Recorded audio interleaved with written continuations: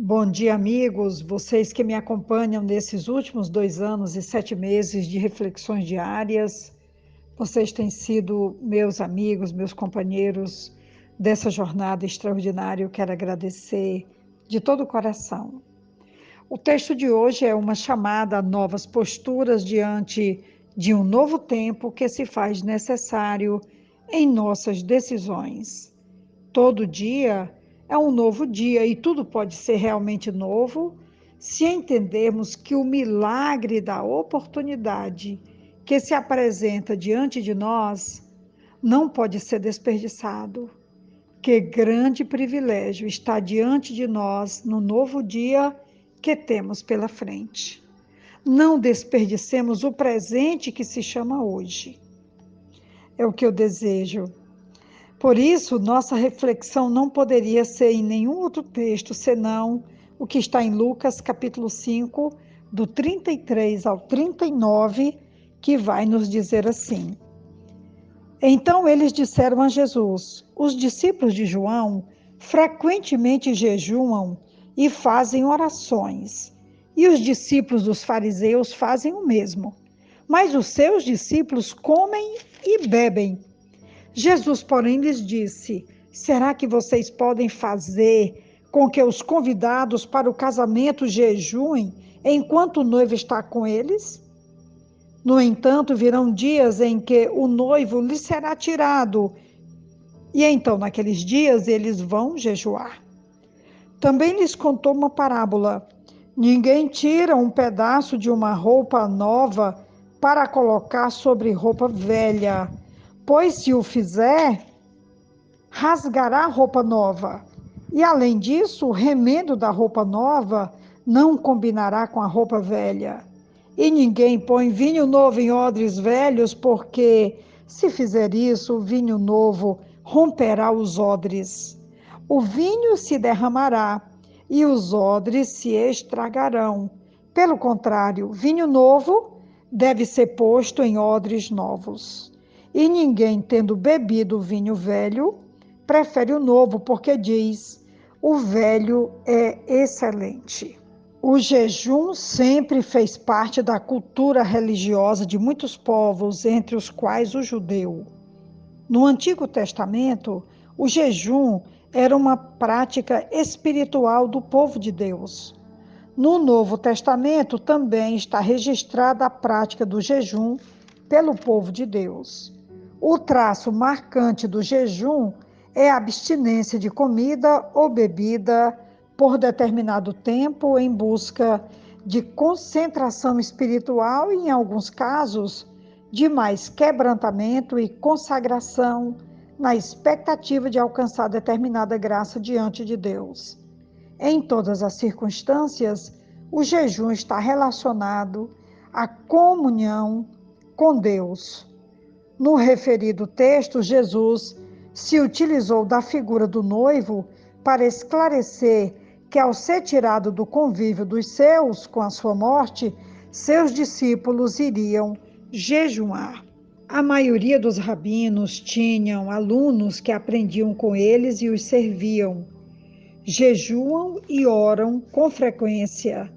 Eles citam que os discípulos de João e também os discípulos dos fariseus faziam isso com frequência. Muitos judeus devotos jejuavam 2 dias por semana. O jejum estava associado à preparação espiritual, como já falamos, e ao arrependimento. Não é um meio de ser declarado justo, mas sim uma disciplina espiritual que visa cultivar a intimidade com Deus ou a comunhão com Deus, como eu já citei anteriormente. Com frequência é associada à oração e ao retiro espiritual. A questão levantada por eles era que os discípulos de Jesus não jejuavam regularmente. Jesus então fala para eles que os convidados de um casamento não podem jejuar enquanto estão com o noivo. Assim como seria inapropriado jejuar durante uma festa de casamento, era também inadequado jejuar enquanto o Messias estava no meio deles. A salvação final será um grande banquete de casamento que o Senhor preparará para o seu povo, chamado banquete messiânico. E então Jesus conta uma parábola muito interessante, quando ele vai trazer essa figura maravilhosa da roupa nova, que não pode ser colocado como remendo em roupa velha, e a questão do vinho novo em odres velhos. Eu até achei uma coisa aqui bem interessante, que diz que os líquidos eram mantidos em peles curtidas de pequenos animais, normalmente de cabra. As peles eram cuidadosamente costuradas para que ficassem permeáveis. As peles novas, que mantinham sua elasticidade, eram adequadas para acondicionar o vinho novo, que ainda estava fermentando, enquanto as velhas perdiam sua elasticidade e podiam facilmente se romper. Jesus usou a metáfora do odre de vinho para indicar que o evangelho radicalmente novo que trouxe não podia ser contido dentro do antigo judaísmo dos fariseus. Aqui, uma boa lembrança sobre a velha aliança e a nova aliança, que nós vamos encontrar exatamente nessa parábola que Jesus conta para os seus ouvintes, que estavam cobrando essa questão do jejum, porque os seus discípulos não jejuavam. Vinho novo deve ser posto em odres novos. Jesus aproveita a reclamação dos fariseus e passa o ensinamento fundamental, utilizando uma figura feminina da costura e outra masculina dos odres e vinho. A nova aliança que ele inaugura não é um reforço ou remendo da velha, é uma aliança realmente nova, diferente da antiga. Ao enviar Jesus Cristo, Deus não quis apenas que continuássemos seguindo os 10 mandamentos. Ele fez uma aliança absolutamente nova com a morte de Cristo na cruz e sua ressurreição. As atitudes e ensinos de Jesus ilustram isso.